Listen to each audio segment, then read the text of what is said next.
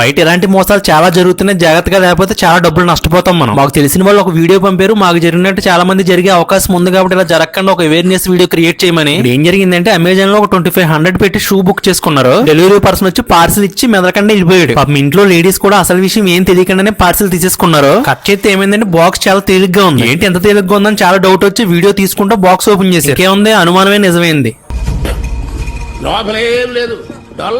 ఇందులో ముఖ్యమైన విషయం ఉంది గురువు గారు, ఇది open box delivery. Delivery person వచ్చి మనకు మొత్తం అంతా ఓపెన్ చేసుకుని అంతా కరెక్ట్ గా ఉందని మనం ఓకే చేస్తే అప్పుడు మనకు డెలివరీ ఇవ్వాలి. ఆ టైంలో మనం పెట్టిన ఐటమ్ మిస్ అయినా లేక దాని బదులు వేరే కలర్ వచ్చినా వేరే ఐటమ్ వచ్చినా మనం వెంటనే దాన్ని రిజెక్ట్ చేయొచ్చు. మనం వద్దంటే వెంటనే దాన్ని రిటర్న్ తీసుకెళ్లిపోతాడు. ప్రాసెస్ అంతా ఇలా జరగాలి. కానీ ఇక్కడ డెలివరీ పర్సన్ ఏం చేశాడు, తేలుకుట్టిన దొంగలాగా నెమ్మదిగా వచ్చి ఓపెన్ చేసి చూపించకుండానే పార్సిల్ ఇచ్చేసి ఇంట్లో వెళ్ళిపోయాడు. ఇంట్లో లేడీస్ కూడా దీని గురించి అంత అవేర్నెస్ తెలియక పార్సిల్ తీసేసుకున్నారు. వెంటనే కట్ చేస్తే అందులో ఇలా పెట్టిన షూ లేవు. ఇప్పుడు మీకు ఇంకో డౌట్ రావచ్చు, మీ దగ్గర ఆల్రెడీ వీడియో ప్రూఫ్ ఉంది కదా, కస్టమర్ కేర్ చూపిస్తే మీ అమౌంట్ మీకు వచ్చేస్తాయి కదా అని. కానీ అక్కడ అలా జరగలేదు. కస్టమర్ కేర్ ఫోన్ చేస్తే మొత్తం 2 చేతులు కాళ్ళు అన్ని ఎత్తేసాడు. అంటే మాకేమీ సంబంధం లేదు, మీకు ఎలాంటి డబ్బులు రిటర్న్ రావు, అది ఓపెన్ బాక్స్ డెలివరీ కాబట్టి మీరు డెలివరీ బాయ్ వచ్చినప్పుడు మాత్రమే ఓపెన్ చేసి కంపల్సరీ చెక్ చేసుకుని తీసుకోవాలి ప్రొడక్ట్ అని చెప్పి వాళ్ళు చెప్పారు. ఇంకా వాళ్ళు కూడా వాదించలేక ఇంకా వదిలేసారు. 2500 కదా అని. కన్యూమర్ కోర్ట్ లో మనం కంప్లైంట్ చేసుకోవచ్చు. ఇది అంత పెద్ద ప్రాసెస్ కాబట్టి చాలా మంది రిస్క్ చేయరు. కాబట్టి ఇది ₹100 ఐటమ్ కాబట్టి కొంచెం బాగా తక్కువగానే ఉంటది. అదే లక్షల్లో ఉండి ఐఫోన్ సామ్సంగ్ ఫోన్ అనుకోండి, చెప్పుకోలేక నెత్తిమే కొట్టేసుకుని ఇంట్లో కూర్చొని బాధపడాలి అంతే. కాబట్టి ఇలా ఐటమ్ మిస్ అయ్యో లేదంటే ఐటమ్ మారిపోయే అవకాశాలు చాలా ఎక్కువ ఉన్నాయి. కాబట్టి ఇన్ కేసు డెలివరీ పర్సన్ మీకు ఓపెన్ చేసి చూపించకపోయినా పార్సిల్ తీసుకోకుండానే మీరు ఓపెన్ చేసి చూపించమని ఖచ్చితంగా అడగాలి. ఐటమ్ కరెక్ట్ గా ఉందో లేదో అన్ని చెక్ చేసుకుని అప్పుడు మీరు పార్సిల్ తీసుకోవాలి. ఒకవేళ మీరు ఇంట్లో లేకపోయినా తీసుకునే వాళ్ళకి ప్రొసీజర్ మొత్తం క్లియర్ గా ఎక్స్ప్లెయిన్ చేసి అప్పుడే తీసుకోమని చెప్పాలి. మోసం జరిగిన తర్వాత మాత్రం అందరం పోరాటం చేయలేం కాబట్టి చాలా జాగ్రత్తగా ఉండాలని కోరుకుంటున్నాను. అదే గురువు గారి మ్యాటర్ మీకు మొత్తం అంతా అర్థమైందని అనుకుంటున్నాను. ఇక ఉంటానండి మరి.